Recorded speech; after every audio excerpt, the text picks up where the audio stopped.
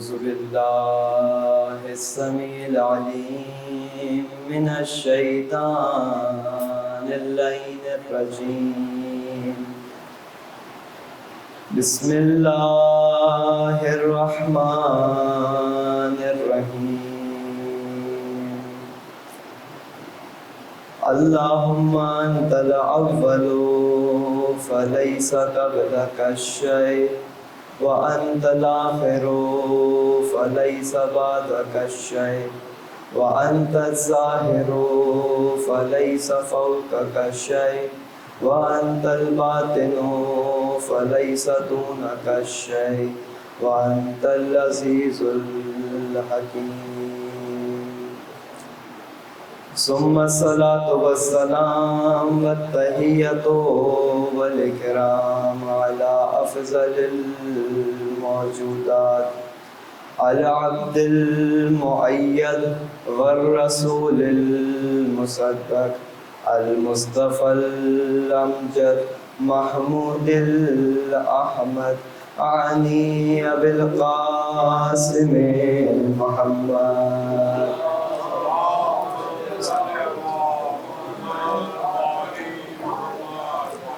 والصلاة والسلام على أسد الله الغالب غالب على كل غالب مطلوب كل طالب إمام المشارق والمغارب أمير المؤمنين علي بن أبي طالب.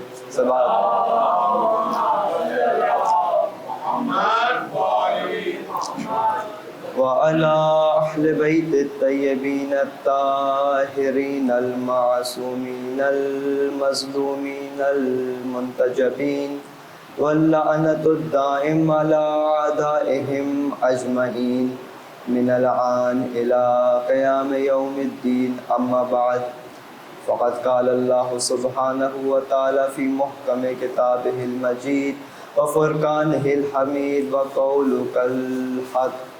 بسم الله الرحمن الرحيم. ونريد أن نمن على الذين استضعفوا في الأرض ونجعلهم أئمة ونجعلهم الوارثين. صلوات پڑھیں محمد وآل محمد پر. عزیزان محترم، سامعین گرامی قدر، عزاداران سید الشہداء، خمسہ مجالس کی تیسری مجلس رضا بعنوان ارادہ پروردگار عالم اور وارثین کائنات گفتگو آپ کے سامنے جاری ہے، اور ہم نے سرنامہ کلام میں سورہ قصص کی 5ویں آیت کو آپ کے سامنے بیان فرمایا. ارشاد رب العزت ہو رہا ہے کہ اللہ کا ارادہ یہ ہے کہ اللہ احسان کرے ان پر کہ جنہیں زمین پہ کمزور بنا دیا گیا. کس طریقے سے احسان کرے؟ وَنَجْعَلَهُمْ أَئِمَّةً وَنَجْعَلَهُمُ الْوَارِثِينَ، انہیں زمین کا رہبر، پیشوا اور امام بنائے، اور وہی زمین کے وارث ہیں. کل بات جس بیان سے پہنچی تھی وہیں سے انشاءاللہ گفتگو کا آغاز کریں گے. یقیناً مجلس عزا کا سلسلہ جاری ہے اور ساتھ میں بارشیں آپ کے سامنے حالات ہیں. دیکھیں، یہ چیز اپنی آنے والی نسلوں تک، ان بچوں تک منتقل کرنا یہ میری اور آپ کی ذمہ داری ہے، اور ذمہ داری بھی ایسا کہ اگر اسے فریضہ کہیں تو کچھ غلط نہ ہوگا. عزاداری ہم نے وہاں سے لیا کہ جہاں پہ ایک تنہا بیوی کھڑی تھی، 700 کرسی نشین کا مجمع تھا، اور وہاں سے اس بیوی نے آغاز کیا. عزاداری اپنے اندر ایک مقصد کو رکھتی ہے، اور شہزادی اس مقصد کو بیان کر رہی تھی. مقصد یہ کہ کوئی بھی آنے والا انسان اپنے وقت کے امام سے، اپنے زمانے کے امام سے جدا نہ ہو. اور امام کے ساتھ ہونا یعنی کہ تنہا امام کا نام نہیں. دیکھیں، خود ہمارے پاس روایت موجود ہے، من مات ولم یعرف امام زمانہ مات میتۃ الجاہلیہ، جو بھی اپنے زمانے کے امام کو پہچانے بغیر مر جائے وہ جہالت کی موت مرا. اب یہ معرفت کیا، کل انشاءاللہ جب ہم وارثین کے اوپر گفتگو کریں گے تو اس پہ بحث آئے گی انشاءاللہ، اس حدیث پہ بھی لیکن آج مختصراً یہ کہ صرف معرفت یہ نہیں کہ آپ امام کو جان لیں، امام کے نام کو جان لیں یا امام کا ساتھ امام پہ گریے، تو نہیں، اس مقصد کو کہ جس مقصد کے لیے امام حسین کو مدینے سے نکلنا پڑا. حضرت اپنی مرضی سے نہیں نکلے بلکہ مجبور کیا گیا امام کو مدینہ چھوڑنے کے لیے، مجبور کیا گیا سید الشہداء کو مکہ چھوڑنے کے لیے. دیکھیں ایک عام آدمی بھی اگر جائے بیت اللہ کعبۃ اللہ کو سامنے دیکھے اور حج نہ کر سکے تو ایک عام مومن کس قدر غمگین ہوگا. اور کون ہے امام؟ جو مکہ و منی کا فرزند ہے، جو صفا و مروہ کا فرزند ہے. یہی چوتھے امام نے خطبے میں کہا تھا، انا ابن مکہ انا ابن منی و مکہ، میں اس کا فرزند ہوں جو منی و مکہ ہے، جو صفا و مروہ ہے. اگر اس امام کو مکے سے حج کرنے سے روک دیا جائے تو کس قدر. لیکن یہ سب امتحان امام برداشت کر رہے ہیں کیونکہ مقصد عظیم ہے، اور اس مقصد کو اگر حاصل کریں گے تو اس فرش اعضا سے اس چیز کو حاصل کریں گے. فرش اعضا کیا ہے؟ شاید پتہ نہیں آپ نے اس انداز سے کبھی سنا بھی نہیں، غور کیجیے گا. ایک عقلی قاعدہ ہے، بہت ہی آسان سا عقلی قاعدہ یہ ہے کہ الاعلی جو بھی بلند ہوتا ہے وہ کبھی بھی پست مقام کی طرف نہیں آتا. یہ بالکل ایک عقلی قاعدہ ہے. اگر کوئی انسان بلند و اعلیٰ ہے وہ کبھی اپنے مقام سے نیچے نہیں آئے گا.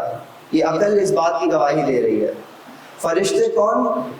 فرشتے عالی مخلوق، نور سے خلق کرنے والے. اللہ نے انہیں نور سے خلق کیا اور تمام تر گناہوں سے پاک و پاکیزہ منزہ، ہر وقت اللہ کی تسبیح و تحلیل کرنے والے. خود ہمارے پاس روایتوں میں آیا اب فرشتے مخلوق اعلیٰ. سرکار سید الشہداء کی جب شہادت ہوئی اور آپ نے استغاثہ بلند کیا حل من ناصر ینصرنا، تو کچھ فرشتے تھے جو لشکر پر لشکر امام کی خدمت میں حاضر ہونے لگے اور امام سے کہا کہ ہم حاضر ہیں. لیکن امام نے کہا کہ تمہاری مدد نہیں چاہیے. امام مجبور نہیں تھے. دیکھیں جملہ غور کیجیے گا، ہر امام بے کس ہو سکتا ہے لیکن بے بس نہیں ہو سکتا. کیا مطلب بے بس؟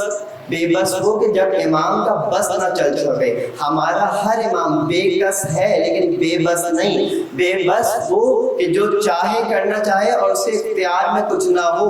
بے کس وہ جو کر سکتا ہے لیکن کرے نہیں. تو ہمارا ہر امام بے کس ضرور تھا لیکن بے بس کوئی امام نہیں تھا.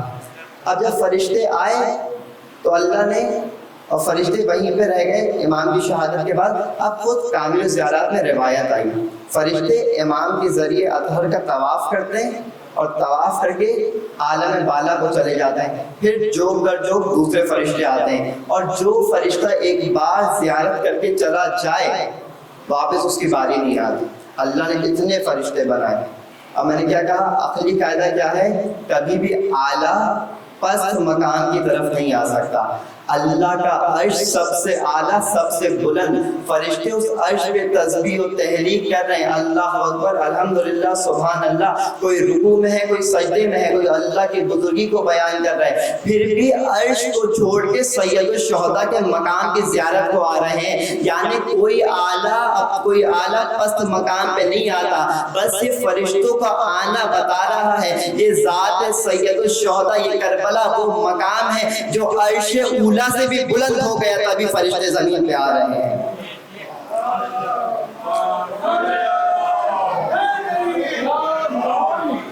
اندازہ وہی مقام کون سا مقام ہے جو عرش اولا سے بھی بلند ہو جائے کہ فرشتے خواہش کریں گے اس زمین پہ آنے کی. اور جب اسی حسین کی مجلس ہوتی ہے تو آپ حدیث قصہ میں سنتے ہیں کہ جہاں بھی یہ ذکر ہوتا ہے فرشتے ان کو حصار میں لے لیتے ہیں، ان کے لیے مغفرت کی دعائیں کرتے ہیں. بھائی مجھے بہرحال جملہ کہنے دیجئے کہ فرشتے تو آ جاتے ہیں لیکن مومنین تشریف لے کے نہیں آتے. درود پڑھے محمد و آل محمد پر.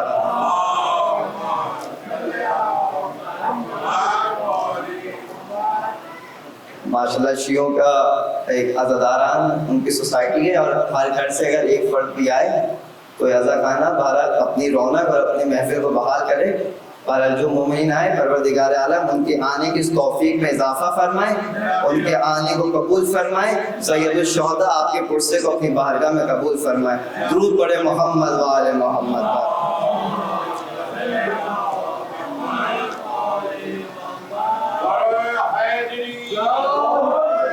بس کل گفتگو اپنے مقام پہ پہنچی کہ اللہ کہہ رہا ہے کہ ہمارا ارادہ یہ ہے، اور جب اس نے ارادہ کیا تو بڑی کبریائی کے ساتھ، بڑے تکبر کے ساتھ، اور یہ ارادہ تقوینی. کل ہم نے ارادے کی 2 قسمیں بیان کی، ایک ارادہ تشریعی.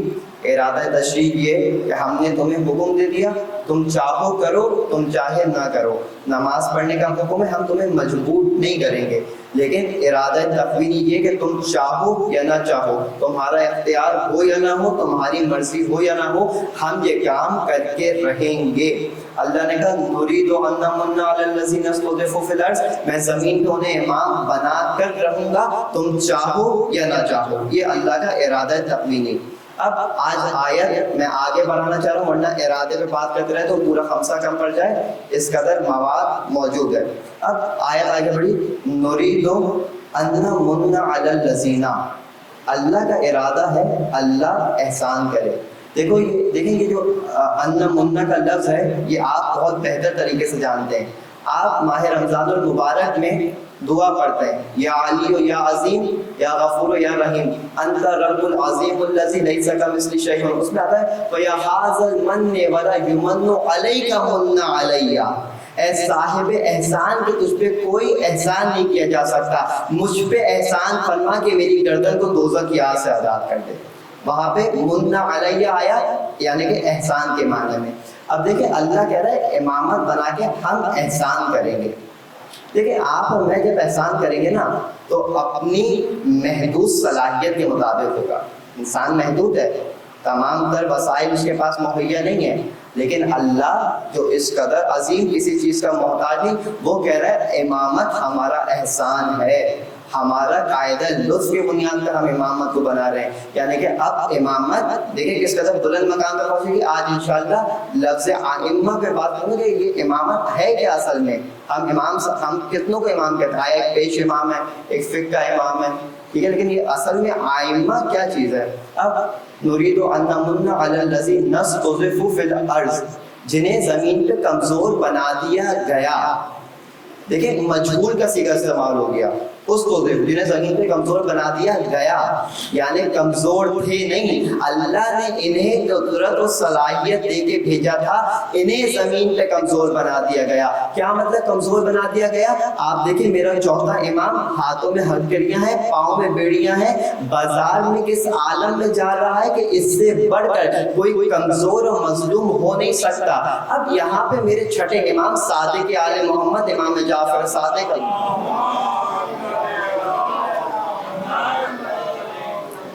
امام نے ایک حدیث فرمائی اور بڑی کمال کی حدیث ہے. دیکھیں آئمہ کی حدیث کو غور سنا کریں، یہ خود روایت میں آیا ہمارا کلام وہ ہے جو تمہارے دلوں کو ٹھنڈک پہنچائے گا، تمہارے دلوں کو زندہ کرے گا. کیوں؟ امام الکلام کلام الامام، امام کا کلام ہر کلام کا امام ہوا کرتا ہے. یعنی اب آئمہ کی حدیث میں ایک وہ چیز ہے جو انسان کے دلوں کو زندہ کرے گی. اب چھٹے امام کہہ رہے ہیں فضل اولنا یلحق بفضل آخرنا وفضل آخرنا یلحق بفضل اولنا.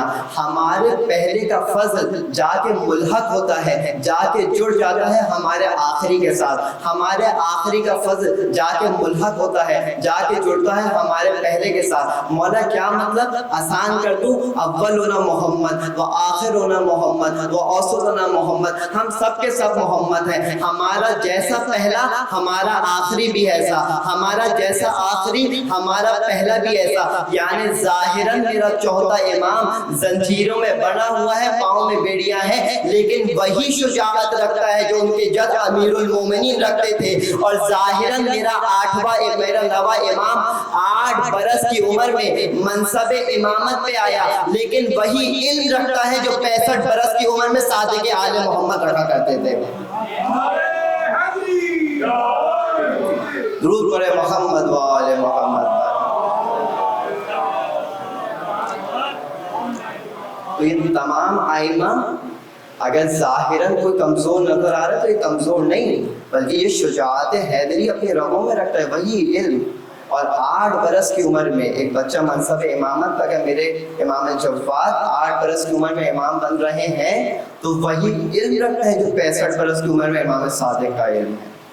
اب دیکھیں یہاں سے امامت اللہ کہہ رہا ہے نريد ان نمن على الذين استضعفوا في الارض، جنہیں زمین پہ کمزور بنا دیا گیا ہم ان پہ احسان کریں گے، ونجعلہم، ہم امام بنائیں گے۔ جب کہا ہم بنائیں گے تو اب یہاں سے ایک گفتگو کا آغاز ہو گیا۔ دیکھیں اللہ نے کئی چیزوں کی نسبت اپنی جانب دی۔ اب مسلسل قرآن کی 5 سے 6 آیتیں آپ کے سامنے پڑھوں گا تاکہ آپ کو اندازہ ہو کہ اللہ کا بنانا، اللہ بناتا ہے اور اللہ کیوں بناتا ہے، کیوں ضروری ہے کہ اللہ بنائے، کیوں انسان نہیں بنا سکتا۔ یہی ہماری بحث ہے اور یہی ہمارا مدعا ہے اور اسی پہ ہم قائم ہیں کہ امیر المومنین منصب امامت و خلافت پہ آئے، یہ اللہ کے بنائے ہوئے تھے، اللہ نے انہیں بنایا تھا اور امت کو اختیار نہیں تھا بلکہ اللہ بناتا ہے۔ دیکھیں آسان اس کی بات سے شروع کروں، کیا کہا پیغمبر نے؟ انی تارک فیکم الثقلین کتاب اللہ و عترت اہل بیت، میں تم میں چھوڑے جا رہا ہوں اللہ کی کتاب اور میرے اہل بیت۔ پیغمبر نے نہیں کہا میں بنائے جا رہا ہوں، پیغمبر نے کہا میں چھوڑے جا رہا ہوں۔ پیغمبر کو بھی حق حاصل نہیں کہ پیغمبر کسی کو بنا سکے، یہ عہدہ فقط اللہ کا ہے۔ پیغمبر اعلان کرتا ہے، اللہ کے حکم کو بیان کرتا ہے، لیکن حکم اللہ دیتا ہے۔ اب سب سے پہلے اللہ نے آغاز انسانیت بشریت کا آغاز ہو رہا ہے، اللہ کہہ رہا ہے انی جاعل فی الارض خلیفہ، یعنی دیکھیں اللہ نے سب سے پہلے حضرت آدم کو بنایا، آدم پہلے نبی، پہلے رہبر، پہلے پیشوا، یعنی کہ اللہ انسانوں کو بعد میں بھیجے گا، ہدایت کا بندوبست پہلے کر رہا ہے، یعنی کہ بتا رہا ہے کہ دیکھو جب بھی ہدایت کا معاملہ ہوگا، ہمارے منصب کا معاملہ ہوگا، ہم نے یہاں پہ ابتدا کر کے بتائی کہ ہم اسی منصب کو آگے لے کے چلیں گے۔ اب کیا کہا؟ انی جاعل فی الارض خلیفہ، میں زمین پہ، دیکھیں لفظ جاعل جیم الف عین لام، جاعل، انی جاعل، یہ لفظ جاعل صیغہ صفت مشبہ ہے۔ کیا مطلب صفت مشبہ؟ صفت مشبہ کا مطلب ہوتا ہے جس چیز میں دوام ہو، استمرار ہو۔ اللہ یہ نہیں کہہ رہا زمین میں خلیفہ بنا رہا ہوں، بول رہا ہے زمین پہ میں خلیفہ بنانے والا ہوں، یعنی جب بھی خلیفہ بنے گا تو اللہ کہہ رہا ہے میں زمین کا خلیفہ بناؤں گا۔ انی جاعل فی الارض خلیفہ، خلافت کی بات ہوئی، انی جاعل۔ پھر قرآن مجید میں ایک مقام پہ کہا یا داؤد انا جعلناک خلیفۃ فی الارض، اے داؤد ہم تمہیں زمین پہ خلیفہ بنا رہے ہیں۔ پھر لفظ جاعل کا استعمال کیا اللہ نے نسبت اپنے لیے، ہم زمین پہ تمہیں خلیفہ بنا رہے ہیں۔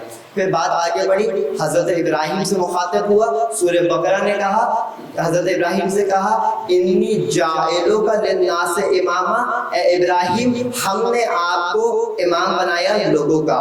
خلیفہ آدم کو اللہ بنائے، داؤد کو اللہ بنائے، ابراہیم کو امامت اللہ دے۔ پھر آگے کسی مقام پہ پہنچا، بنی اسرائیل سے مخاطب ہوا، وجعلنا منہم ائمۃ یہدون بامرنا، ہم نے بنی اسرائیل میں امامت کو قرار دیا، ہم نے ان میں سردار کو بنایا جو ہمارے حکم سے ہدایت کرتے ہیں۔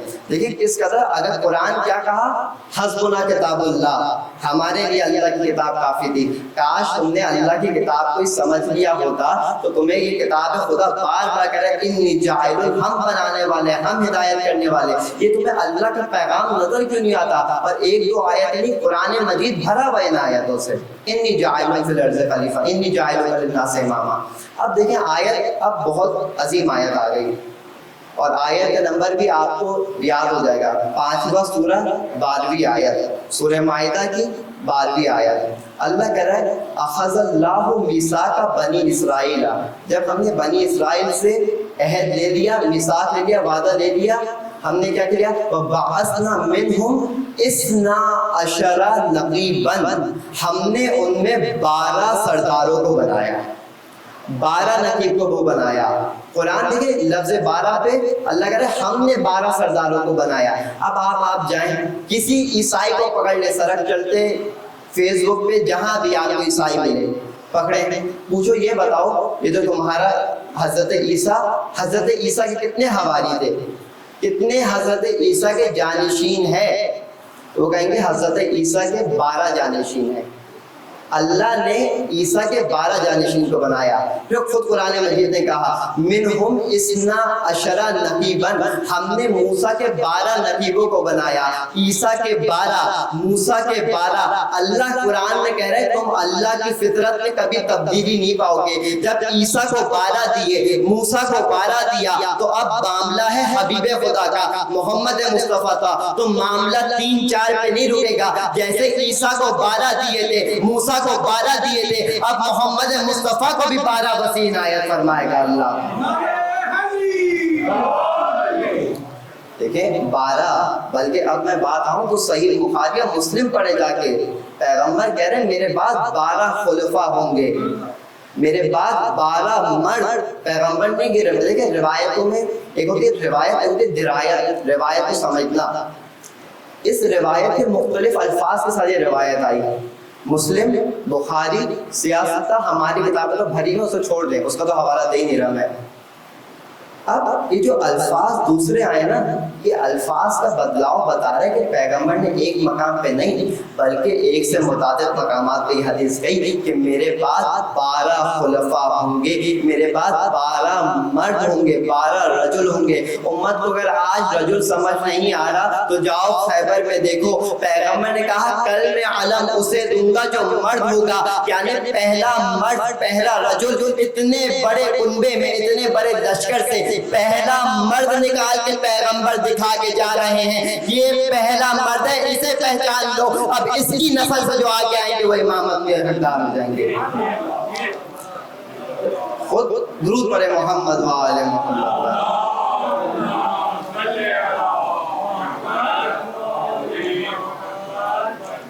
اب اللہ کہہ رہا ہے ہم بنائیں گے. دیکھیں دلیلوں کو سننا چاہیے، اور جب دلیلوں کو سنیں اور علمی گفتگو ہونی بھی چاہیے. آئمہ نے کہا نحن ابناء الدلیل، ہم دلیلوں کے فرزند ہیں. یعنی جو ہمارا ماننے والا ہوگا وہ ایمان جب لائے گا تو دلیلوں کے بنیاد پہ لائے گا. قرآن مجید حدیث سے واضح ہو گیا کہ منصب اب آپ فیصلہ کریں. پیغمبر کا منصب تھا کیا؟ پہلے پیغمبر پہ بات کریں. علی کی بات تو دور، علی تو بعد میں آئیں گے. پہلے بات کریں آپ پیغمبر کو کیا سمجھتے، پیغمبر کو کیا مانتے ہیں. آیا پہلے یا تو یہ کہہ دیں نعوذ باللہ ثم نعوذ باللہ کہ پیغمبر دنیاوی لیڈر تھے، ایک سیاست دان کی حیثیت سے نعوذ باللہ پیغمبر آئے اور پیغمبر چلے گئے. پھر تو ٹھیک ہے، آپ کا اختیار، آپ جسے چاہیں پیغمبر کی جگہ لا کے بٹھا دیں.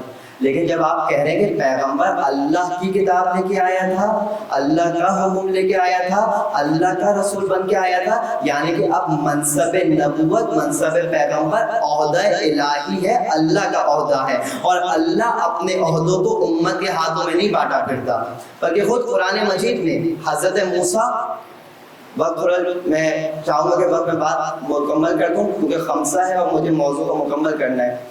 حضرت موسیٰ، قرآن کی وحی آئی، اے موسیٰ جاؤ فرعون کے پاس، وہ باغی ہو گیا، طغیان گر ہو گیا، خدائی کا دعویٰ کر رہا ہے.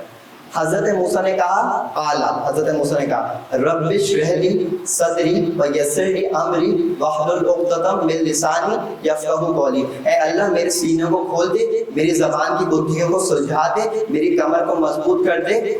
واجعل لی وزیرا من اہلی ہارون اخی، اور میرے لیے میرے گھر والوں میں سے میرے بھائی ہارون کو میرا وزیر قرار دے. اللہ نے کیا کہا موسیٰ جاؤ. موسیٰ کیا کہہ رہے ہیں وَجْعَلْ لِي وَزِيرًا، میرے لیے وزیر قرار دے، میرے اہلی میرے گھر والوں میں سے، ہارون اخی میرا بھائی ہارون. دیکھیں حضرت موسیٰ سے کہا جاؤ، موسیٰ ہاتھ اٹھا رہے اللہ نہیں جاؤں گا، میری دعا یہ ہے. کیا دعا ہے؟ میرے لیے ایک وزیر قرار دے، میرے گھر والوں میں سے قرار دے، میرا بھائی ہارون قرار دے. میں سوال کروں اے حضرت موسیٰ، پورے مجمع کی توجہ ہو، وَجْعَلْ لِي وَزِيرًا مِنْ أَهْلِي ہارون اخی، میرے بھائی ہارون کو میرے گھر والوں سے میرا وزیر بنا دے. اے حضرت موسیٰ کیا کہہ رہے ہو خدا سے؟ میرے گھر والوں میں سے. اچھا آگے میرے بھائی کو، کون سا بھائی؟ ہارون. یعنی کہ رشتہ بھی جانتے ہیں، گھر والا بھی ہے یہ بھی جانتے ہیں، بھائی یہ بھی جانتے ہیں جب ہر چیز جانتے ہو موسیٰ تو خود اپنا وزیر بنا لو، اپنے ساتھ موسیٰ کو، اپنے ساتھ ہارون کو لے جاؤ فرعون کے دربار میں۔ حضرت موسیٰ کہیں گے دیکھو میاں میں اللہ کو ریکمنڈیشن تو کر سکتا ہوں، اللہ سے دعا تو مانگ سکتا ہوں، لیکن اپنا خلیفہ اپنا وزیر خود نہیں بنا سکتا۔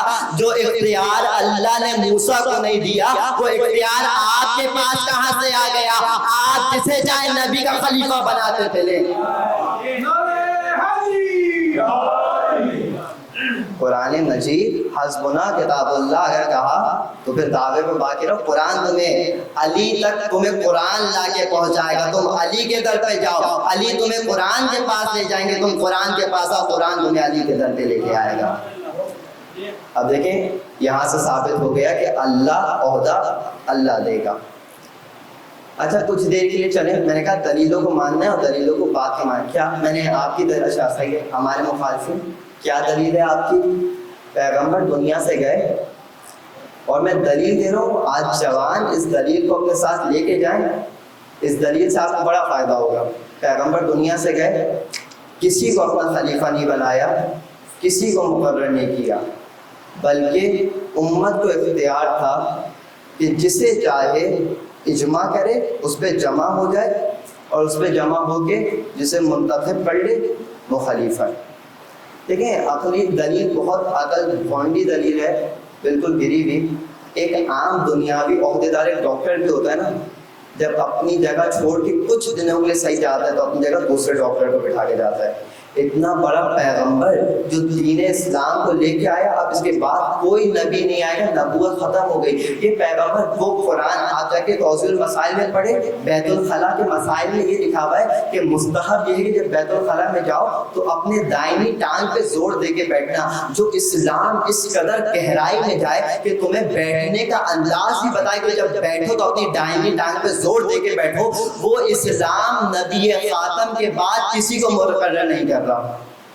کہاں دلیل لے کے جا رہے ہو؟ کچھ تو اپنی دلیل لے کے آؤ۔ اچھا ٹھیک ہے نبی چلے گئے، کسی کو خلیفہ نہیں بنایا، احسن تم بارک اللہ، میں نے آپ کی دلیل کو مانا، بالکل صحیح کہہ رہے ہیں آپ، نقل کفر کفر نباشت، کفر کو بیان کرنا کفر نہیں ہوتا، میں نے آپ کی دلیل کو مان لیا۔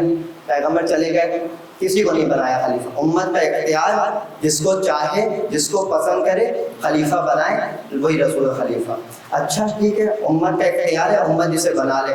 میں آیا امت کے پاس، میں نے ہاتھ جوڑے امت کے سامنے، اے امت حبیب خدا تم مجھے بتاؤ وہ کون سا معیار ہے جس معیار پہ تم رسول اللہ کے خلیفہ کو مقرر کرو گے؟ وہ کون سا معیار ہے جس معیار پہ خلیفۃ اللہ خلیفہ رسول مقرر قرار پائے گا؟ اگر خلافت کا معیار علم ہے تمہارے نزدیک تو رسول اللہ علی کے لیے کہیں گے انا مدینۃ العلم وعلی بابها۔ اگر خلافت کا معیار رسول اللہ کے اہل بیت میں سے ہونا ہے تو رسول علی کے لیے کہیں گے یا علی انت اخی فی الدنیا والآخرہ۔ اگر خلافت کا معیار نور محمد میں سے ہونا ہے تو رسول اللہ علی کے لیے کہیں گے یا علی انت من نور واحد۔ اگر خلافت کا معیار رسول جیسا ہونا ہے تو قرآن کہے گا فقل تعالوا ندعو ابناءنا وابناءکم ونساءنا ونساءکم وانفسنا وانفسکم۔ اگر خلافت کا معیار قاری قرآن ہونا، ساتھی قرآن ہونا ہے تو رسول اللہ کہیں گے العلی مع القرآن القرآن مع العلی۔ اگر خلافت کا معیار داعی حق ہونا ہے تو رسول علی کے لیے کہیں گے العلی مع الحق الحق مع العلی۔ اور خلافت کا معیار تمام انبیاء کے کمالات کو جمع کرنا تھا تو پیغمبر علی کے لیے کہیں گے ان اراد ينظر الى آدم في علمه ونوح في هیبته وموسى في جماله وعیسی في ذوته وينظر على علی ابن ابی طالب۔ کسی بھی نبی کو اس کے کمال میں دیکھنا چاہو تو علی کو دیکھ لو، جس کمال کو تم اٹھاؤ گے علی اس کی معراج پہ نظر آئیں گے۔ پھر بھی علی سے منصب حقہ کو دور کرنا بتاتا ہے کہ ذہنوں میں اگر ابلیس کی مہرت نہ ہوتی، دلوں میں اگر حق کی قدورت نہ ہوتی، کرتے سبھی انسان اگر پیار علی سے دوزخ کو بنانے کی ضرورت ہی نہ ہوتی۔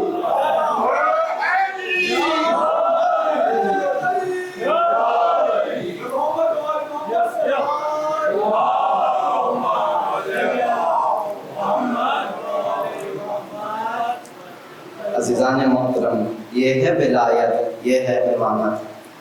آپ جس جانب سے جائیں آپ کو امیر المومنین حق پہ نظر آئیں گے۔ اور نہیں واضح ہوتا یہ حق اگر علی کے بچے اور علی کی بیٹیاں یہ قربانی نہ دیتی۔ دیکھیں کربلا کیا کہا، کیا سوچا تھا کہ ہم نے گھیر کے ایک رکن میں جمع کر کے ختم کر دیا حسینیت کو، مقصد حسین، لیکن یہ واضح ہو گیا جب بازاروں میں جا کے خطبے دے دے کے حضرت زینب کا خطبے سنائے۔ دیکھیں آج میں بات کو روک رہا ہوں، مجھے آگے بات لے جانی تھی لیکن وقت مختصر رہ گیا اور مجھے منزل مصائب پہ آنا ہے۔ آخری بات، اور یہ ان بچوں کے لیے، آج جب ہم کہتے ہیں کہ سید الشہداء، اسلام کو سید الشہداء نے زندہ کر دیا، تو کہتے ہیں کہ کیسے ممکن ہے کہ 1,24,000 انبیاء جس چیز کو لے کے آئے وہ اگر ایک فرد واحد ذات سرکار سید الشہداء امام حسین علیہ الصلوۃ والسلام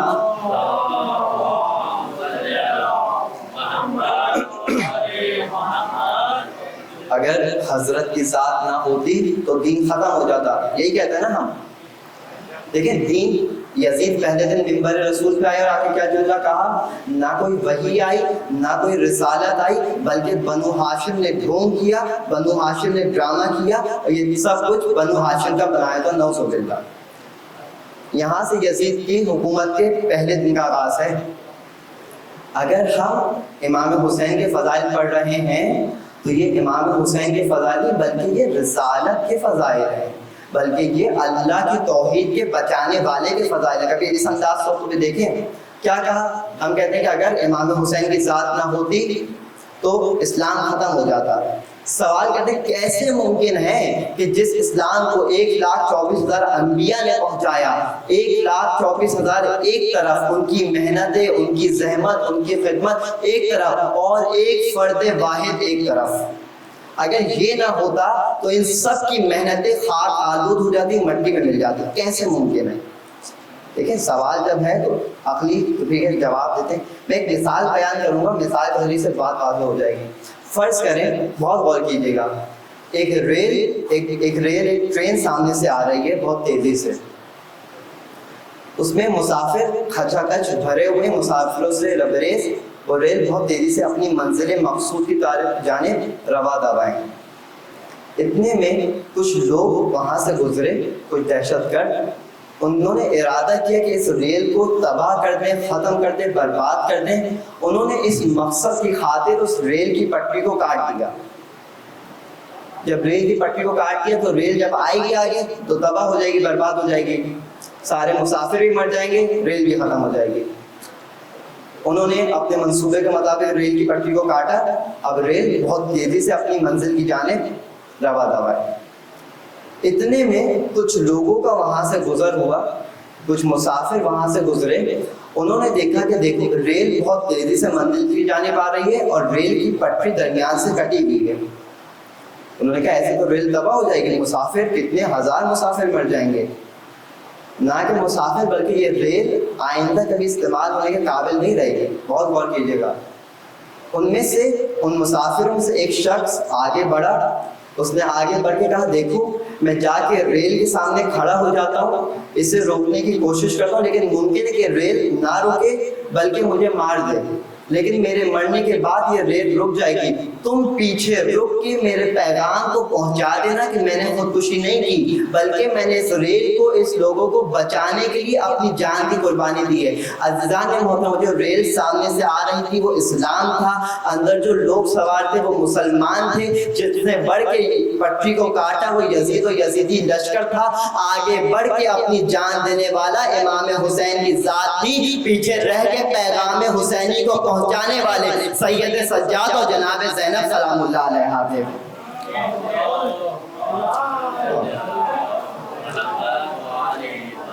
پیغمبر نے فرمایا یا فاطمہ من صلی علیہ غفر اللہ لہ والحقہ بحیث کنت من الجنہ، اے فاطمہ جو ایک مرتبہ آپ پہ درود بھیجے اللہ اس کے تمام گناہوں کو معاف فرما دے گا اور اسے وہ مقام میرے روز محشر عطا کرے گا جو اس مکان میں میرے برابر میں جو مکان ہوگا۔ پیغمبر کہ یا فاطمہ من صلی علیہ، ایک بار درود پڑھے شہزادی کونین کی ذات پر۔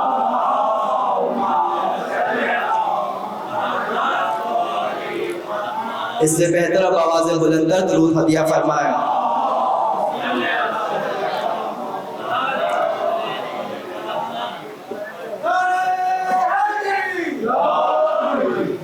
عزیزان من، یہ ولایت، یہ امامت آج بڑی زحمتوں کے آپ کے سامنے آئی ہے۔ خدا را کبھی اس ولایت سے ذرہ برابر بھی نہ دور ہوئیے گا، نہ اپنی نسلوں کو اس سے دور ہونے دیے، کیونکہ یہ وہی ہے جو دنیا میں بھی انسان کو کامیاب و کامران کرے، آخرت میں بھی اس کی منصب سنوار لے۔ اور یہ امامت کربلا میں امام حسین کا امتحان، اللہ اکبر، اس مقام پہ حسین نے امتحان دیے، لیکن اگر اس اسلام کی خاطر، اس دین کی خاطر شریکت الحسین نے بھی بڑے امتحانات دیے ہیں۔ دیکھیے کیا کون ہے جناب زینب؟ آج 13 محرم ہو گئی، 12 محرم کو قافلہ کوفے کے اندر فروخت ہوا تھا۔ 12 محرم کو جناب زینب اہل حرم کا قافلہ کوفے کے اندر داخل ہوا۔ عزیزوں، آپ نے ابھی قرآن کی آیت سنی، حضرت موسیٰ سے جب اللہ نے کہا اے موسیٰ جاؤ فرعون کے دربار میں، اور جا کے وہ باغی ہو گیا ہے۔ حضرت موسیٰ کون؟ جب حضرت موسیٰ کی ماں نے انہیں صندوق میں ڈال کے دریا میں روانہ کر دیا تھا، تو حضرت موسیٰ فرعون کے دربار میں پلے ہیں، فرعون کے دربار کے ماحول کو جانتے ہیں۔ حضرت موسیٰ جانتے ہیں فرعون کا دربار کیسا ہے، وہاں پہ کیسے لوگ ہیں، کیسے کلام کرنا ہے، کس انداز سے بات کرنی ہے، موسیٰ بہت اچھے سے جانتے ہیں۔ پھر بھی حضرت موسیٰ کہہ رہے ہیں اے پروردگار میرے ساتھ میرے بھائی کو بھیج دے جو میرے پشت کو مضبوط کر دیں۔ اے موسیٰ اللہ نے آپ کو کہا آپ جائیں، لیکن موسیٰ بھی کہہ رہے ہیں میرے ساتھ میرے بھائی کو بھیج دے۔ اے موسیٰ فرعون کے دربار کا ماحول بھی جانتے تھے، پھر بھی آپ نے اپنے بھائی کو اپنی مدد کے لیے ساتھ پکارا۔ ارے وہ زینب مستر جو آگوں سے رشارت میں پرورش پائے، ارے جو علی کی امامت کے سائے میں پلی ہو، جس نے فاطمہ زہرا کی چادر کی آغوش میں پرورش پائے، وہ زینب کیا جانے درباروں میں کیا ماحول ہوتا ہے، وہ زینب کیا جانے کہ بازاروں کا کیا مجمع ہوتا ہے۔ ارے وہ زینب جو گھر سے باہر نکلتی 18 بنی ہاشم اسے گھیرے میں لے لیتے، ہر بھائی آگے بڑھ کے جناب زینب کو حصار میں لیتا۔ ارے وہ زینب جس نے آنکھ کھولی تو عباس جیسے بھائی کو دیکھا، جب آنکھ کھولی 18 بھائیوں کے ہجوم میں جاتے دیکھا۔ آج وہ زینب جب کوفے میں داخل ہو رہی ہے، اس عالم میں کوئی پشت پناہ نہیں، ارے نہ عباس ہے نہ حسین، نہ کوئی بھائی ہے کہ آگے بڑھ کے سایہ کرے۔ ارے لیکن اس سے بھی بڑھ کے کیا رضا کا ماحول تھا، ارے زہرا و علی کی بیٹیاں آئیں، لیکن اس عالم میں کہ ہاتھ پسے پشت بندھے ہوئے تھے، سر برہنہ تھا۔ ایک بار بیویوں نے اپنے بالوں سے اپنے چہروں کو چھپایا، ایک بار در کوفہ پہ لے جا کے زینب کو کھڑا کر دیا۔ ہاں عزیزوں ذرا تصور تو کرو، یہ اس کی بیٹی ہے جو شاہ نجف ہے، ارے یہ اس کی بیٹی ہے جس کی ماں کا جنازہ رات کی تاریکی میں اٹھا۔ آج یہ زینب ایسے مجمع میں جانے والی ہے، ارے جس مجمع میں ایک برقع پوش بھی جائے تو شرم محسوس کرے۔ آج علی کی بیٹی بے ممنع چادر اس دربار میں جائے گی۔ ایک بار در کوفہ پہ لا کے قافلے کو روک دیا، قافلہ کا رکنا تھا، جناب زینب نے سوال کیا اے بیٹا سید سجاد یہ قافلے کو کیوں روکا ہے؟ کہا پھوپھی اماں ابھی بازار کو سجایا جا رہا ہے۔ اے پھوپھی اماں بازار میں آئینے لگائے جا رہے ہیں تاکہ ہر انسان آپ کو دیکھ سکے۔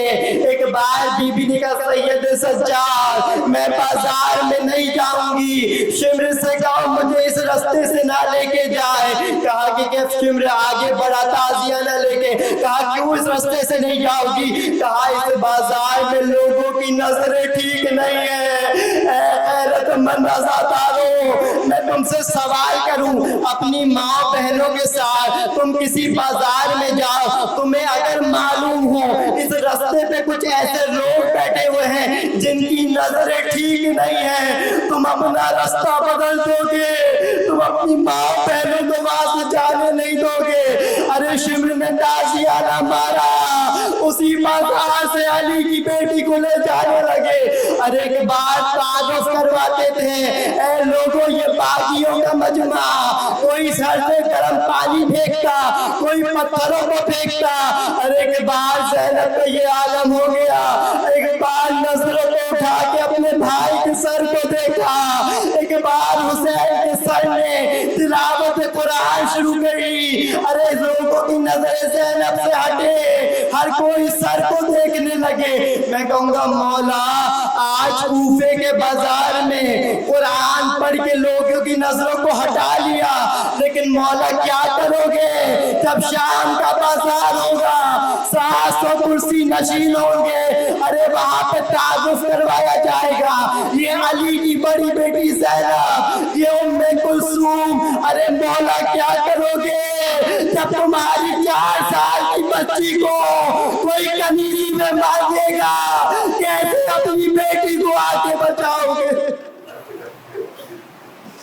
الا لعنت اللہ علی قوم الظالمین فسیعلم الذین ظلموا ینقلبون ماتم حسین۔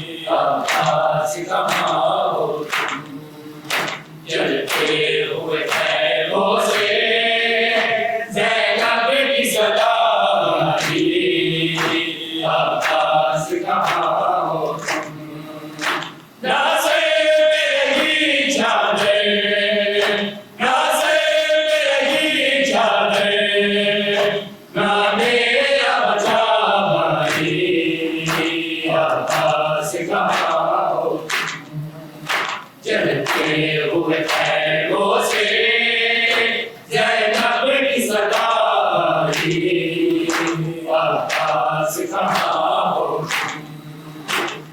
چلتے ہوئے خیموں سے زینب کی صدا آئی، عباس کہاں ہو تم؟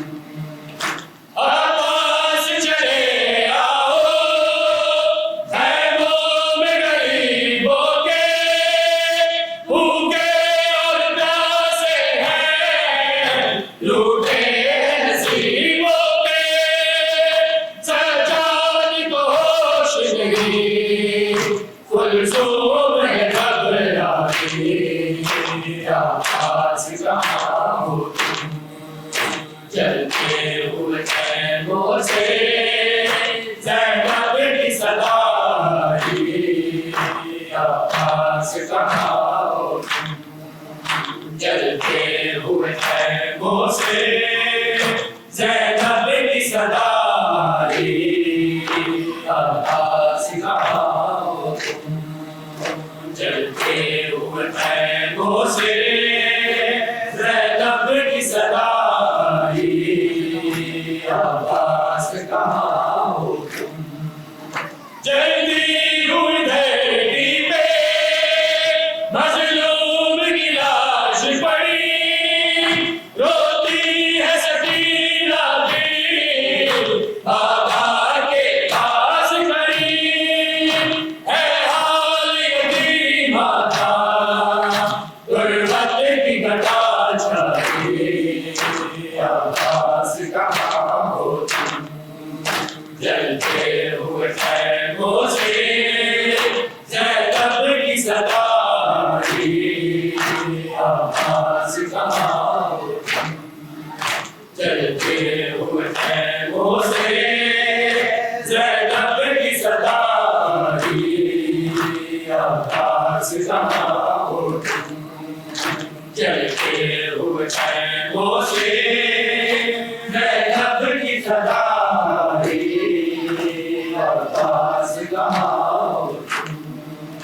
جلتی ہوئی دھرتی پہ مظلوم کی لاش پڑی، روتی ہے سکینہ بھی بابا کے پاس کھڑی، ہے حال یتیمہ کا غربت کی گھٹا چھائی، عباس کہاں ہو تم؟